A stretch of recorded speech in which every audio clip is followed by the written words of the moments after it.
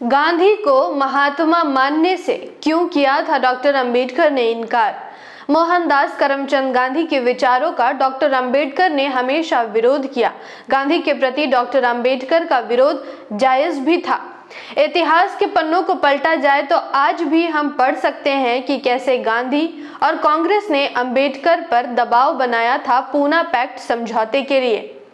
मैं आकृति और आप देख रहे हैं MNT न्यूज नेटवर्क। बात उस समय की है जब अंग्रेजों के हाथ से भारत की पकड़ अब ढीली होती जा रही थी।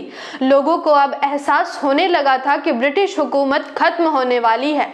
निर्माण हो रहे नए भारत में सभी जाति, धर्मों और समुदाय के लोग अपने हक अधिकारों के लिए आवाज उठा रहे थे। डॉक्टर अंबेडकर ने भी अपने समाज के लिए अधिकारों की मांग की, उस समाज के लिए जिसकी आवाज वर्षों से कहीं दबसी गई थी।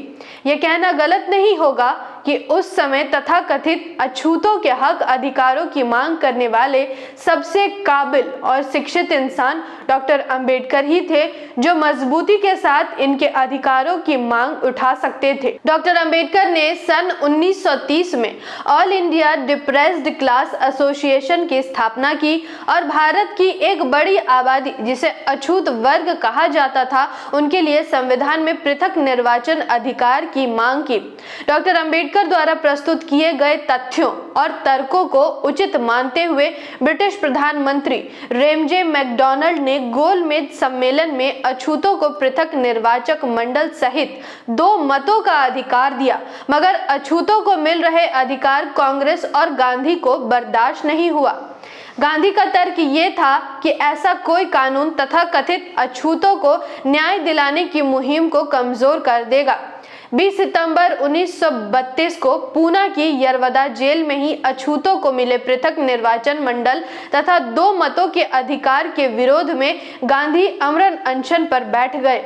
डॉक्टर अंबेडकर भी अपनी मांग पर डटे रहे। उन्होंने कहा कि गांधी की खातिर एक जायज मांग का बलिदान नहीं करेंगे, खासकर जब कोई वैकल्पिक प्रस्ताव पेश नहीं किया गया था। गांधी की अनशन की खबरें अखबारों में छा गई। इधर कांग्रेस भी लगातार डॉक्टर अंबेडकर पर दबाव बना रही थी। जोरदार दबाव के बाद भी अंबेडकर अपनी मांग पर डटे रहे और उन्होंने कांग्रेस से कहा, अगर मुझे फांसी पर भी चढ़ा दिया जाए तब भी मैं लोगों के साथ विश्वासघात कर अपने पवित्र कर्तव्य से नहीं डिग सकता। धीरे धीरे गांधी की तबीयत भी खराब होने की खबरें अखबारों में आने लगी। कांग्रेस और अखबारों ने लगातार अंबेडकर के खिलाफ नफरत फैलाने लगे। डॉक्टर अंबेडकर पर देशद्रोह के आरोप लगाए गए, जबकि अंबेडकर वर्षों से सताए गए बहुसंख्यक समाज का अधिकार चाहते थे। आखिरकार पुणे जेल में ही गांधी और डॉक्टर अंबेडकर के बीच 23 सितंबर 1932 को समझौता हुआ, जिस पर 23 लोगों ने हस्ताक्षर किए। इस समझौते में तथाकथित अछूतों के लिए अलग निर्वाचन और 2 वोट का अधिकार खत्म हो गया।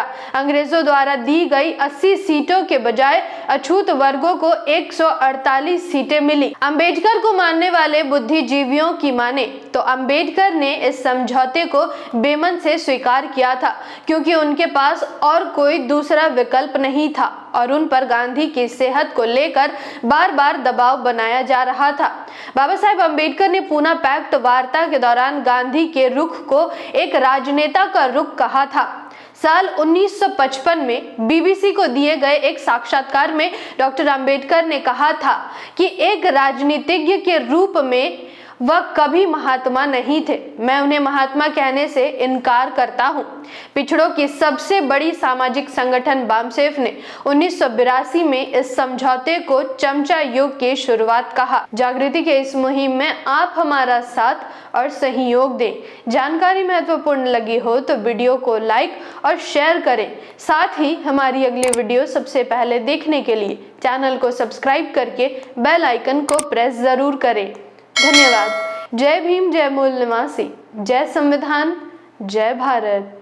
MNT न्यूज नेटवर्क को सब्सक्राइब करें, लाइक और फॉलो करना ना भूलें। साथ ही बेल आइकॉन दबाकर जन जागृति की मुहिम में जुड़े रहें।